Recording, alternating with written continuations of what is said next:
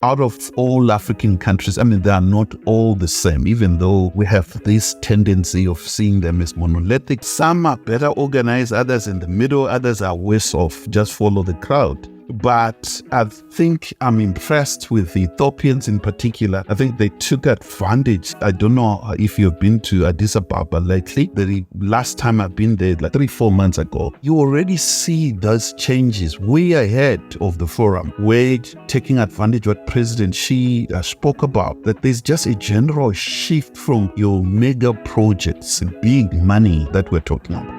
And all month we've been talking about this, but yet normally in previous FOCACs, there was a lot of anticipation. Think tanks would be writing reports. There would be a lot more op-eds and editorials. There would be a lot of buzz on social media about what was being planned and prepared. Even the Chinese media would be ramping up by this time. And throughout the month of August, we didn't see very much at all. And I wonder if there's just a little bit of fatigue in these Africa Plus One summits that took place over the past 18 months in the US, in Russia, in South Korea, in Turkey, in India.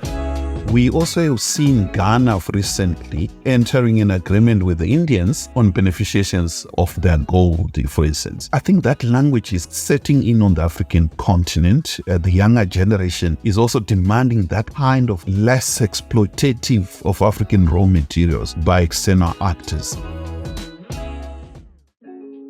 The China in Africa podcast is brought to you in partnership with the Africa-China Reporting Project at Wits University in Johannesburg. The ACRP promotes balanced, considered reporting on China-Africa relations through training programs held throughout the year. More information at africachinareporting.com.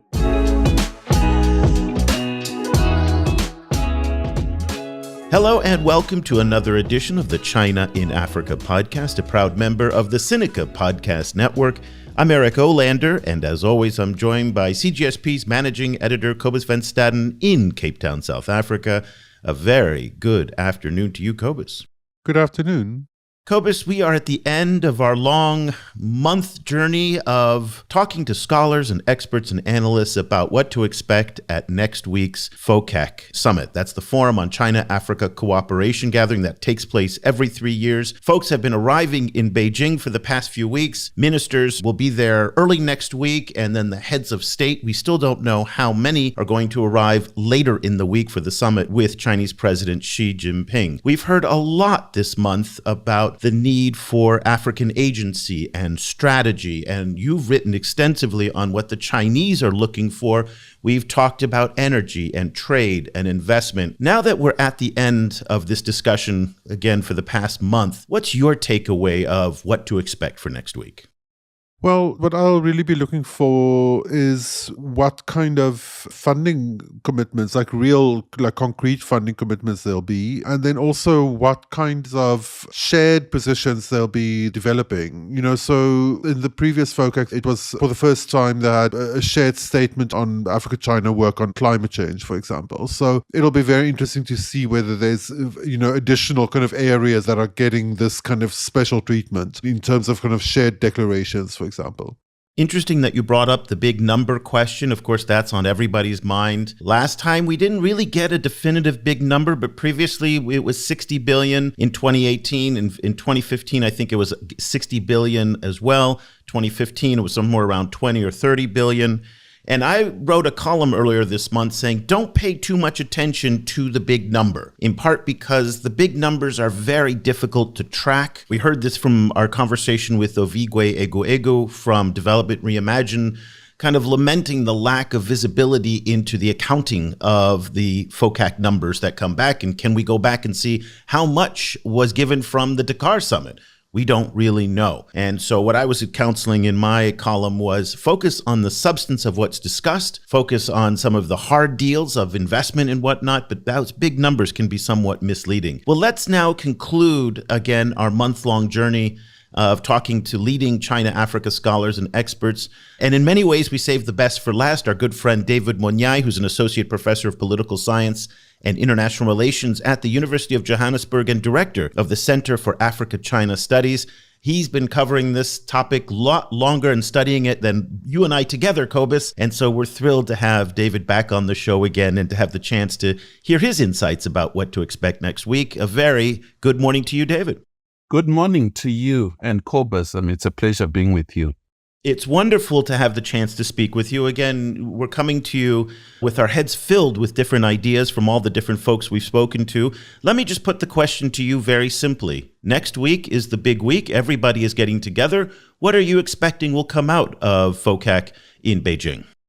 This FOCAC is slightly different from most that we are familiar with. And I say this for a number of reasons. Firstly, if you look at China's domestic, regional, and global politics, you see major shifts. And I think those shifts will have a direct bearing on its relationship with Africa, both in the positive as well as negative. But what are those issues? I think the most important major shift, it has to do with the geopolitics. The tensions between China, United States, and the Western world has intensified. And Africa is also becoming that ground center of this geopolitics, political as well as economic. So the last 3, 4, 5 years, we also have seen another major shift within China itself, that its trade, it's shifting from the Western world more into the global south. And within global south of Africa constitute a group of countries. And therefore, I think you'll see a serious commitment on the part of the Chinese to really solidify, consolidate the relationship with Africa, more in the economy issues and here and there in the politics. So you're going to see on part of Africans, I think it's much more taking advantage. I think China throughout since year 2000 has been using the Forum on China-Africa Cooperation as a trigger for relationship even with others. So it's like an exemplary relationship with outside world. The Japanese, they copy and they see what the Chinese are doing. The Americans and the European Union and everyone else. And therefore, I think this forum is very important for the African Union. And therefore, I think you're going to see all those issues coming out in the communique, in the wording, and a shift in the sense of areas of emphasis. For the lack of a better word, I think I'll round up by saying, for me, I would say it's new forms of solidarity. I think that's the term I would like to use. Do you have any sense of where some of these kind of new forms of solidarity what they will focus on, and what some of these kind of emerging fields might be? These are a shift to technology-based. I think within China, you see the talk of a new quality productive forces, a new term. I think we have seen the President Xi Jinping talking about the GDI, Global Development Initiative, Global Civilization, as well as global security. I think those elements, a new language within international relations, which is, I think for the Chinese, is to filter it into the UN, and Africa is important in that agenda. And for Africans, I'll expect them to really bring in new language as well in this relationship. So technology is key. You have already mentioned climate change. These are new areas which hasn't been explored deeply, as well as others. I think others we talk in terms of the opening up of Chinese agricultural market to Africans and opportunities that are there, as well as challenges. I think we can talk about challenges as well. Yes, I'd like to talk about the challenges. One of the challenges that comes up is the demand from the Chinese side for more bankable projects from African stakeholders and a better understanding of the changes that have been taking place in China. You've talked about the timing of the summit coming at a period of great geopolitical change, but it's also coming at a period of great change within China itself. It doesn't have the money that it had in 2012, 2015. It's a very different China than it was 10 years ago. One of the complaints that we've heard from a number of African scholars is that African governments have not updated their China literacy to reflect these changes. You have the opportunity to speak with a lot of African stakeholders who are going to be participating in FOCAC and who are personally involved in managing the China-Africa relationship. How well do you think that they've kept up with the changes that have taken place in China? A little, but I think out of all African countries, they are not all the same, even though we have this tendency of seeing them as monolithic. Some are better organized, others in the middle, others are worse off, just follow the crowd. But I think I'm impressed with the Ethiopians in particular. I think they took advantage. I don't know if you've been to Addis Ababa lately. The last time I've been there, like 3-4 months ago, you already see those changes way ahead of the forum, where taking advantage of what President Xi spoke about, that there's just a general shift from your mega projects, big money that we're talking about, which came with a lot of criticism in certain quarters of so-called debt trap. I think there's been a thinking with the COVID-19 crisis, an element of adjustment, reflecting issues that you've already alluded to in terms of the changing landscape of the economy within China itself. And I think the Chinese are looking for much more smaller, greener, beautifying projects that I tend to get. And if you go to Addis Ababa at night, you see how beautiful Addis is turning with the help of Chinese, just lightening streets. Basic stuff that you go in, you see a city that was one of the most depressing look at night, becoming one of the most, as if you're in China, if you're in Addis at the moment. And therefore, I think we're going to see more of that in a number of areas. Smaller, manageable, easy projects that do not raise eyebrows in terms of the scale of finance as well as issues at the global level. I'm expecting those kind of issues to feature prominently on this summit. To which extent do you feel those would comport with the ambitions of African leaders? Like, on the one hand, as you say, the debt implications of some of the mega projects were controversial and difficult for some African countries. But at the same time, there is still a very strong demand among African leaders for very large infrastructure projects. So China stepping away from that, do you expect that to introduce a little bit of tension into the relationship? I do not think so. I think what we're going to see are those who are able to absorb that. Countries such as South Africa, I think, Cobus, you'll understand, our president made it quite clear that he wants to turn the country into a workplace with cranes all over the place. We still need train from Mosina, Johannesburg to Durban. We still need a speed train to Cape Town and a number of new city that was mentioned. We need to open up on our nuclear energy element within government of national unity. So I think at a South African level, there might be some issues, and South Africa is a country that will be able to manage. But I'm also expecting other countries where the Chinese, instead of giving loans, they'll come in and take the risk themselves. They absorb that risk, that we're going to build this rail, and we're going to charge for certain years. I think in Kenya, there's that element with some of the road, the one that runs in Nairobi. Yeah, the Nairobi Expressway is a public-private partnership. That's exactly. I think we're going to see that shift and adjustment in those kind of elements that in itself will bring a win-win sense of avoiding getting into issues, given internal politics in Africa itself. Uprise on the ground. So this is not just a concern for the Chinese. I think Westerners are also facing the same issue. We could, if we had time, we could have spoken about Zambia, the so-called debt trap. In the end, we realized that the Westerners are the ones who are a problem, than the Chinese. So a number of lessons, I think, they are going to adjust and move and avoid risk on their part as well as risk for Africans themselves.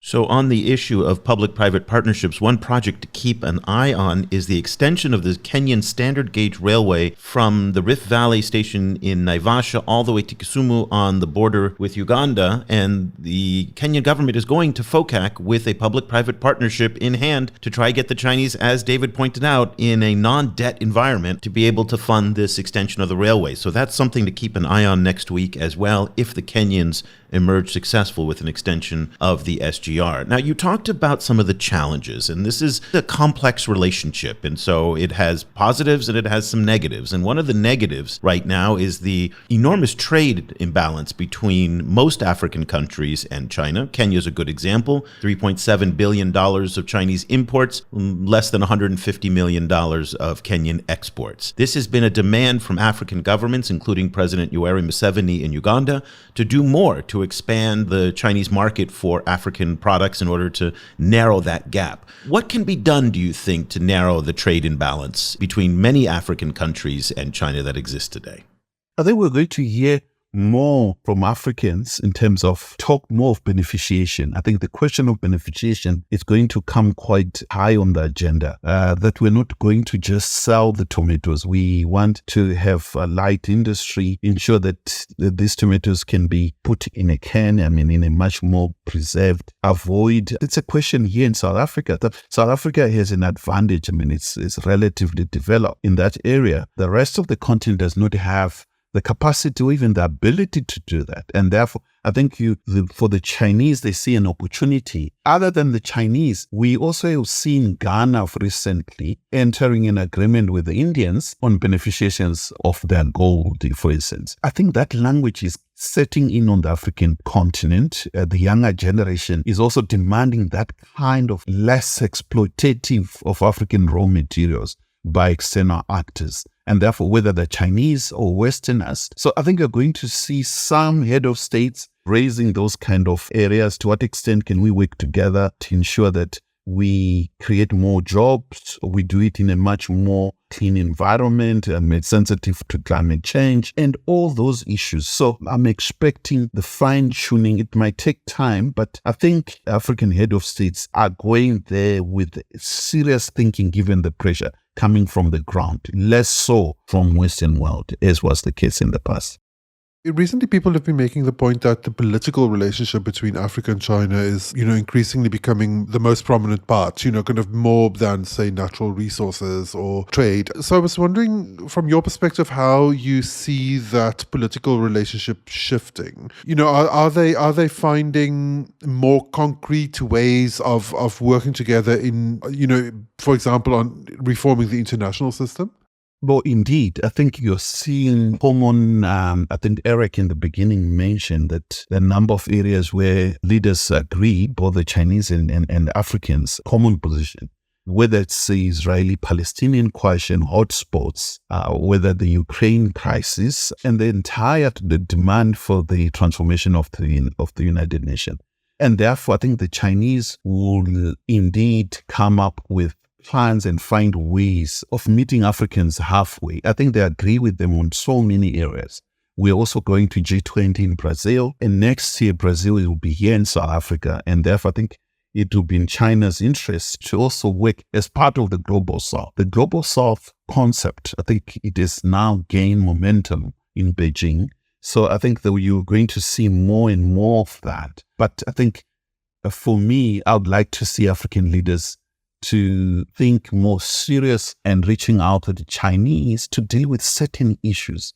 If China was able to deal with a crisis between Iran and Saudi Arabia and bring peace in that area, I do not see any reason why Africans shouldn't ask the Chinese to do the same when it comes to Egypt and Ethiopia over the Renaissance Dam. China is the common denominator, very close to Egypt, very close to Ethiopia, as well as the outstanding question of Western Sahara. China is quite close to Morocco and Algeria. I think those are some of areas where China is increasing its peacekeeping, peace mediation role, and I think to draw them instead of just going on bigger issues at global level, forgetting what's happening on the African continent, including the Great Lake region, Sudan crisis. I think there is a need to come back to the continent and pay more great attention to these issues.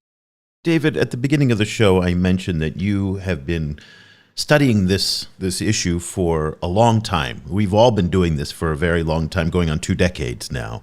I'd be interested to get your reflection as you look back on the China-Africa relationship. And we can start in 2000 at the first FOCAC and use that as our guide to where we are now, 9 FOCACs later, almost a quarter of a century later, and where we are in the relationship. It has changed a lot from the beginning.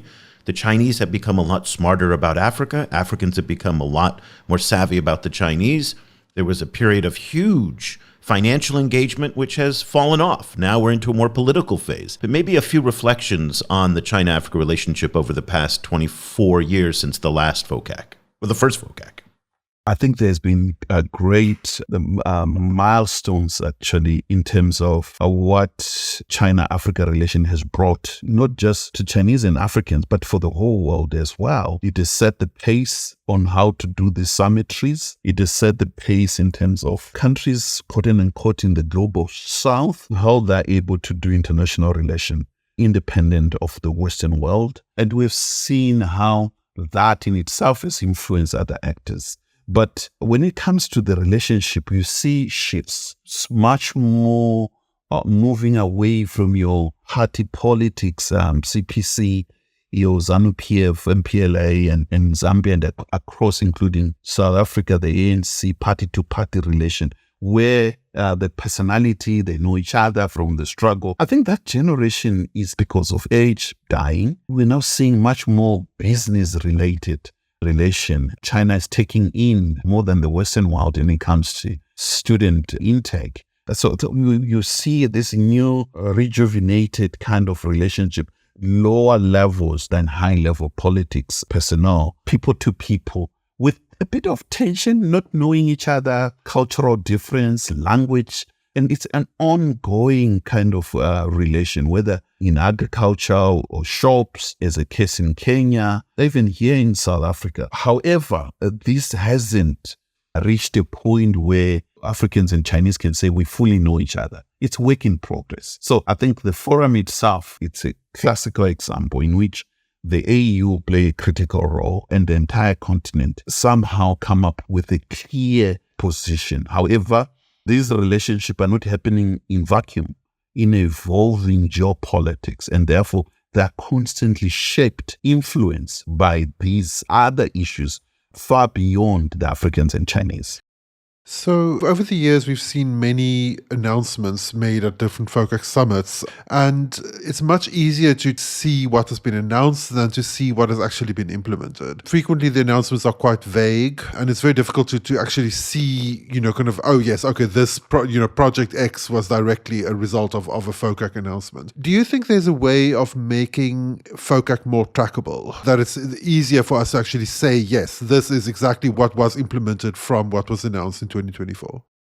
I think at this stage, Cobus, I would argue that there are a lot of visible results. I think in the post-COVID-19, you have the African CDC up and running. It's tangible. We mentioned your Ethiopia, your Djibouti, the rail, and quite a number. And the Nigerians have come in as well. The metro is transformed, more project dams, roads, and the DRC now reviving your barter trade kind of agreement with the Chinese, which is now being revived. And we also have seen some of understanding when it comes to the Western dimension of Belt and Road, the Angola, DRC, and Zambia, the Lomito kind of, but when piggybacking on the Chinese, Lubengo rail. So I think we can measure in certain areas. In others, it's so hard, especially when it comes to climate change related projects. It's so hard to measure. Smaller projects, small dams and electricity, airports are much smaller in certain areas. It's really hard to measure. But on the whole, I would say there are a number of big projects in East Africa as well as West Africa, less so in Southern Africa. And therefore, I think we might see more tangible a zone of development when it comes to Africa-China relation in the next decade or so. David, that's a wonderful place for us to leave our conversation. Thank you so much for your insights today and all of your perspectives. It's really wonderful to have you back on the program and to hear what you think about FOCAC that's going to get underway next week. David Monyae is an associate professor of political science and international relations at the University of Johannesburg and director of the Center for Africa-China Studies there as well. David, thank you again, and we really appreciate it. Pleasure. Thank you. Cobus, a rather upbeat prognosis and forecast, and a look back on the China-Africa relationship that's more optimistic than I think we hear from other quarters. Very encouraging, again, to hear that. Again, all the different references that he talked about, how places in Ethiopia, where we're seeing the small is beautiful mantra start to take shape. I guess, what I was thinking during our conversation was this FOCAC, for some reason, unlike previous ones, has not generated anywhere near the level of interest that it has in the past. And all month we've been talking about this, but yet normally in previous FOCACs, there was a lot of anticipation. Think tanks would be writing reports. There would be a lot more op-eds and editorials. There would be a lot of buzz on social media about what was being planned and prepared. Even the Chinese media would be ramping up by this time. And throughout the month of August, we didn't see very much at all. And I wonder if there's just a little bit of fatigue in these Africa Plus One summits that took place over the past 18 months in the US, in Russia, in South Korea, in Turkey, in India. They just went on and on and on. And even though FOCAC and the China-Africa Summit is the granddaddy of them all, it just feels to me there's a little bit of fatigue of like nothing really has come out of these other summits. There's a lot of hype and people are just tired. That's the sense that I get. And that's been the biggest thing that I've noticed in this past month of looking at FOCAC, how there really isn't much interest or excitement going on either side, by the way. Well, not in the press anyway. I think... Or academia.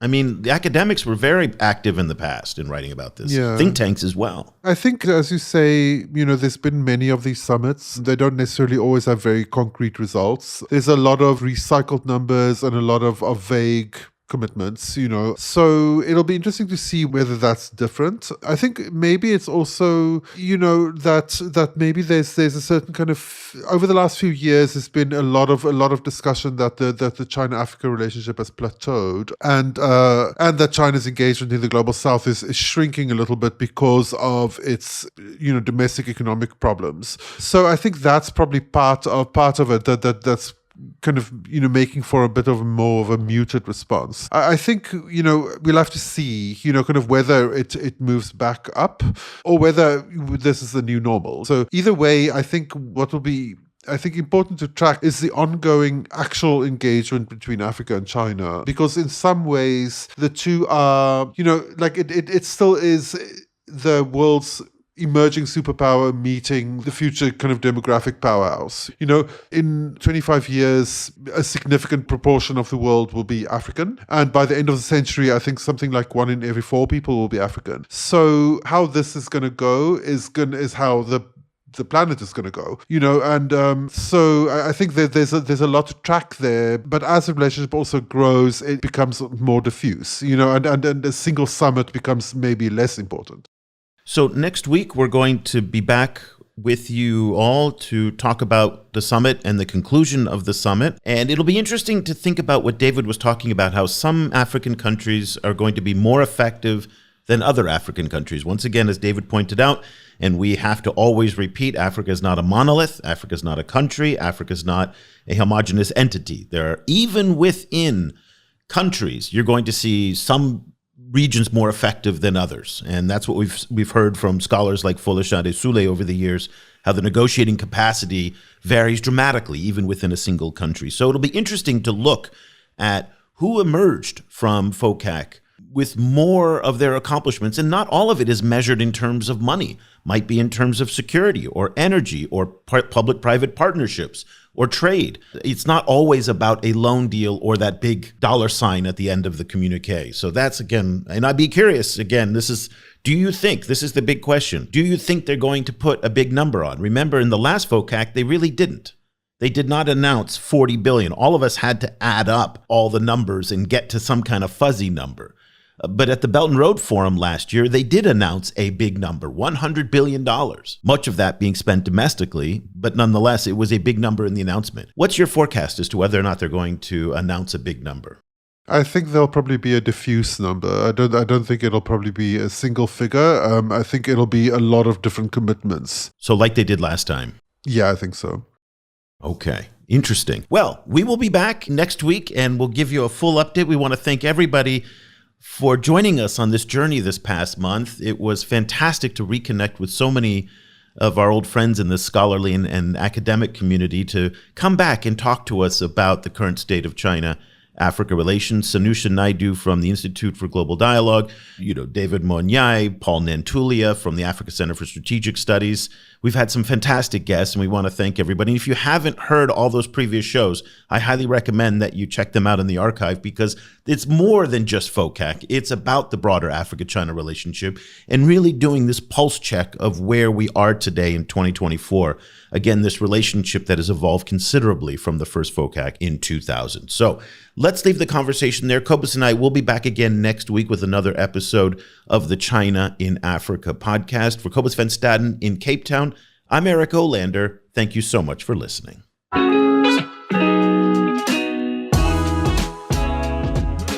The discussion continues online. Tag us on Twitter at ChinaGS Project and visit us at ChinaGlobalSouth.com. If you speak French, check out our full coverage at projetafriquechine.com and AfriqueChine on Twitter. That's Afrique with a K. And you'll also find links to our sites and social media channels in Arabic.